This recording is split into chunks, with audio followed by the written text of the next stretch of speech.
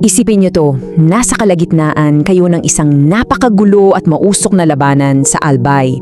Umaalingaw-ngaw yung mga putok ng baril, sumasabog ang mga kanyon, tapos sa gitna ng lahat ng kaguluhang yan, may isang kumander na nakatayo ng matuwid, walang kaba na nagbibigay ng mga utos sa kanyang mga tauhan. Pero ito yung nakakabaliw na katotohanan na hindi alam ng mga kalaban niya. Yung general na kumukontrol sa buong labanang ito, halos wala na siyang makita. As in, ganap siyang bulag. Kaya sa pagsusuri natin ito ngayon, hihimayin natin yung mind-blowing na kwento ng isang taong hinarap at nilabanan ang dalawang malalaking imperyo kahit na unti-unting nilalamon ng kadiliman ang ganyang paningin. Okay, simulan nating himayin ito. Paano nga ba nakakapamuno ang isang bulag sa gitna ng digmaan? At hindi lang basta pamumuno paano naging isang seryosong banta ang isang taong pinagkaitan ng paningin laban sa mga puwersa ng dalawang pandaigdigang imperyo? Dito iikot yung sentrong misteryo natin. Sa isang sitwasyon kung saan ang isang maling hakbang literal na nangangahulugan ng kamatayan, yung mamuno ka nang wala kang nakikita sounds absolutely impossible, di ba? Parang nakakabaliw na gawain, pero nagawa niya. At ipinapakita nito yung level ng talino at tapang na bibihira mo lang talagang makita sa kasaysayan. Unang bahagi, ang general mula Cavite. Sino nga ba talaga si Bellarmino? So, si Vito Bellarmino ay tubong silang Cavite. At hindi lang siya basta-bastang ordinaryong sundalo Isa siya sa mga orihinal na utak ng revolusyon at matalik na kaibigan ni Emilio Aguinaldo. Nagsimula siya noong 1896 sa pag-aalsa sa Cavite, kung saan pinatunayan niya na isa siyang henyo pagdating sa taktika.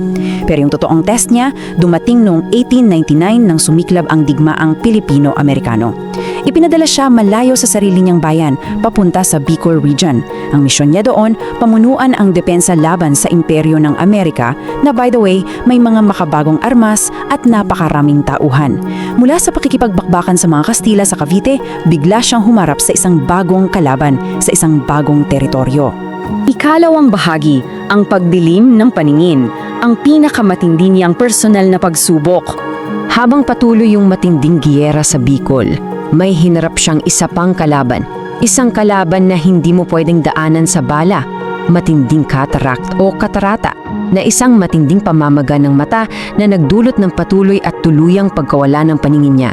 At hindi ito yung tipong bigla ang sugat galing sa labanan Isa itong mabagal, masakit at nakakatakot na proseso.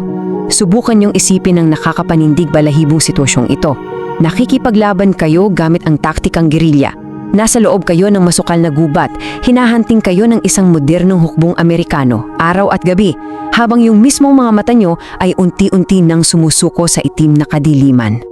Alam nyo, para sa karamihan ng tao, kahit na sa mga pinakamatatapang na sundalo, yung ganitong balita malinaw at lehitimong sinyales na para sumuko. Wala nang sisisihin sa'yo kung pipiliin mang magretiro at umuwi. Pero no way, tumanggi siyang iwanan ang mga tauhan niya. Ibang klase yung willpower ng taong to. Sa halip na umatras dahil sa kanyang kapansanan, pinili ni Bellarmino na manatili mismo sa gitna ng panganib dahil alam na alam niyang kailangan siya ng mga sundalo niya. Ikatlong bahagi, taktika ng bulag na general. Ngayon, ang talagang nakakainteresadong bahagi rito ay kung paano siya nag-transition mula sa normal na pakikipagdigma papunta sa isang stratehiyang nakabase lang sa kanyang pandinig. Paano ka nga ba makikipagdigma kung hindi mo nakikita ang kalaban? Tingnan niyo yung kamanghamanghang strategy niya. Gumawa siya ng paraan kung saan naging sentro pa ng pamumuno niya yung kapansanan niya. Unang-una, kinabisado niya ng husto, as in kinabisado niya ang bawat bundok, sapa at pasikot-sikot ng Albay. Naging literal na mapa ang isipan niya. Kapag nagsimula na ang labanan, nakikinig na lang siya. Pinakikinggan niya ang direksyon ng hangin at yung tunog ng mga putok ng baril para malaman ang pwesto ng kalaban. Tapos, matiaga siyang nakikinig sa mga ulat na ibinubulong sa kanya ng kanyang mga tapat na sundalo. Batay lamang sa ingay ng digmaan at sa mga bulong na ito, nakakapagbigay siya ng perpektong tiempo kung kailan eksaktong susugod at kung kailan dapat umatras. At perpektong ipinapakita nito kung paano lumikha ng isang matindi at panatikong katapatan mula sa mga Bicolano yung pagtanggi ni Bellarmino na sumuko. Isipin mo na lang na ikaw ay isang ordinaryong sundalo. Kung makikita mo ang iyong general na halos wala nang makita, ngunit patuloy na lumalaban at nag-oorganisa ng depensa, mawawalan ka ng karapatang magreklamo o matakot eh. Ang naging lohika nila, kung ang bulag nating general hindi sumusuko, anong dahilan natin para mabigo na may malilino na mata? Wala. Siya literally ang naging tibok ng puso ng katapatan nila. Ika-4 na bahagi, labanan sa Legazpi at pagsuko. Isang napakasakit na pasya. Pero syempre, ang katapangan, gaano man niyang katindi, ay may limitasyong din talaga kapag naharap sa napakalakas na puwersa. Ang labanan sa Legazpi ay isang napaka-brutal na engkwentro. Nagpakita na hindi matatawarang tapang ang mga tauhan ni Bellarmino, ngunit naging sobrang paminsala na ng sitwasyon. Kaya ang pinakamahalagang punto rito ay hindi yung mismong pagkakatalo sa labanan, kundi ang dahilan ng kanyang huling pasya. Sa isang banda, nandyan ang matinding kakulangan nila sa armas. Sa kabilang banda naman, nandyan ang malalim na pagmamahal niya sa kanyang mga tauhan na unti-unti nang nauubos at namamatay. Sa huli, pinili ni Bellarmino na isuko ang laban. At hindi ito dapat ituring na isang duwag na hakbang, kundi isang napakasakit at maibiging sakripisyo upang iligtas ang natitirang buhay ng kanyang mga tapat na sundalo mula sa tiyak na pagkaubos.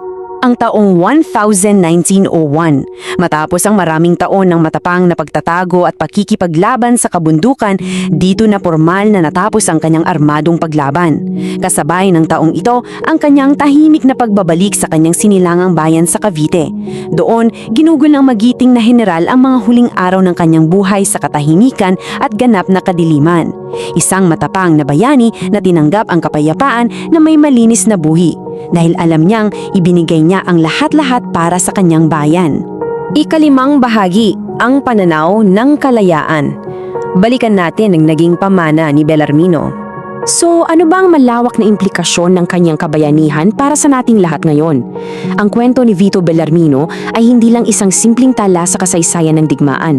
Isa itong pambihirang aral na nagpapatunay na ang limitasyon ng pisikal na katawan ay walang binatbat sa lakas ng espiritu. Ang isang pisikal na kapansanan ay hindi kailanman magiging hadlang sa malalim at tunay na paglilingkod. Habang ang ibang mga tao na may malinaw na paningin ay madaling sumuko, nakita ni Bellarmino ang pangarap na kalayaan ng Pilipinas ng mas malinaw pa kaysa sa sinuman. Dahil sa dulo, pinatunayan niya na ang tunay na pananaw ay hindi nakikita ng mga mata, kundi malalim na nadadama at ipinaglalaban ng puso. At bilang pagtatapos sa ating pagsusuri ngayon, iniiwan ko sa inyo ang isang makapangyarihang tanong na ito. Lalaban ka ba para sa bayang hindi mo na makita? Isipin ninyo kung ano ang pakiramdam na mag-alay ng buhay para sa isang kinabukasan at kalayaan na hindi mo naman kailanman masisilayan. Paano kaya inilalarawan ni Bellarmino ang kalayaan sa kanyang isip habang nakabalot siya sa dilim? Umaasa kung ang kwentong ito ay mag-udyok sa inyo na pag-isipan talaga kung ano ang tunay na katapangan. Maraming salamat sa pagsama sa madilim na pagsusuring ito. Patuloy tayong matuto at tuklasin ang ating nakaraan upang mas maunawaan natin ang ating kasalukuyan. Kung nagustuhan mo ang kwentong ito, huwag kalimutang i-like ang video, mag-subscribe at i-on ang notification bell para sa iba pang alamat at kwentong bayan. I-share mo rin ito para mas marami pang Pilipino ang makaalala ng kagandahan ng ating mga kwento.